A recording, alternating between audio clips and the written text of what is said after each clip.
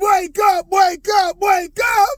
Definitely want to start there with some gratitude, thanking the Lord for the blessings that we receive and thanking Him for another beautiful day. So let's go, people. It's Take Action Tuesday.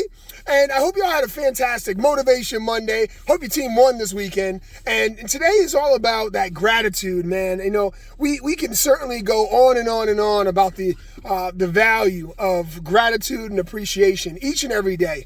And when I start these videos out, when I say I want to thank the Lord for the blessings that we receive and thanking Him for another beautiful day, it is truly an amazing blessing that we get to do this and wake up bright and early in the morning. Because you know what? There are people that don't, right? There are people that are getting called to the Lord each and every day. And it is a blessing that we get to wake up in the morning and we get to live another day. And so I want us to all remember that and be really appreciative of that and share your gratitude.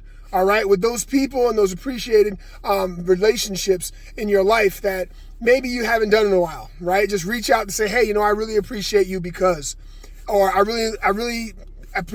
really grateful for you because, or, you know, list down a few things that really make you feel warm inside and knowing that you feel really good, you know, in such a cold day. We're about to get another 5 inches. It's crazy. We've been getting snow after snow, but it's cool, you know, because I'm grateful that I have the ability, all right, to clear my walkway and shovel, even though it becomes very challenging at times with ice and salt and stuff. But you know what? I'm thankful that I can get out there and, you know, clear the way, clear the path for my family, for my mailman, you know, and things like that. So it's really about changing the perspective of what you have in your day every day and having more gratitude and appreciation for it. So I want to talk about a conversation real quick that I had yesterday that was very powerful. I reconnected with a good friend and we were just talking about, you know, life's experiences and how at times it can be a bit overwhelming when you have to pivot or you have to make a few different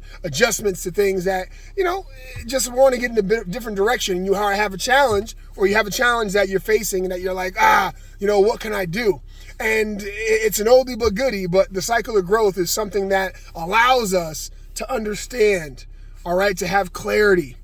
And the thing that is so important about this is that this is an ongoing and infinite process, right? Where we get excited, right? We don't know what we don't know. Our attitude is high. Our effort is high. Our competency is like, you know, non-existent yet because we don't know what we don't know.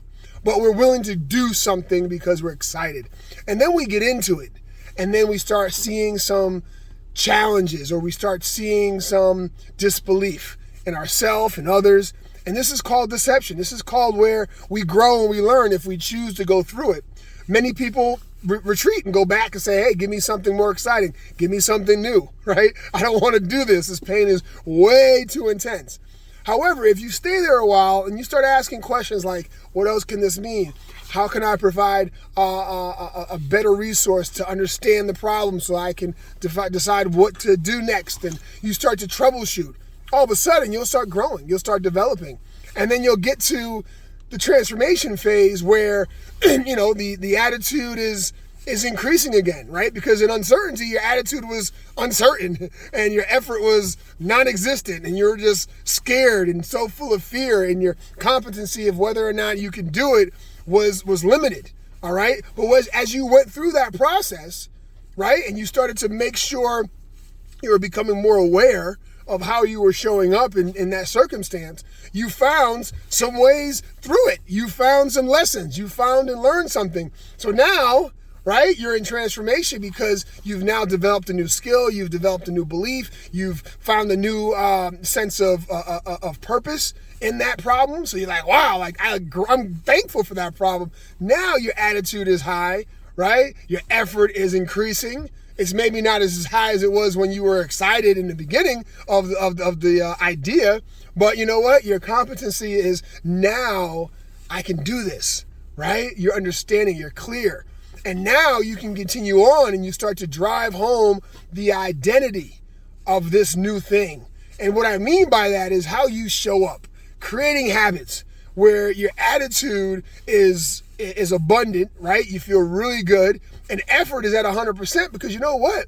Effort is the gauge of how clear you understand what you're responsible for, right? So if you think about that, wow, like I can give 100% effort for things that I know and understand. I really can give 100% effort to something I don't understand. Now, the difference in the gap in between is how bad do you want it, right? Do you want to have this as something you know completely enough about to be able to go ahead and execute?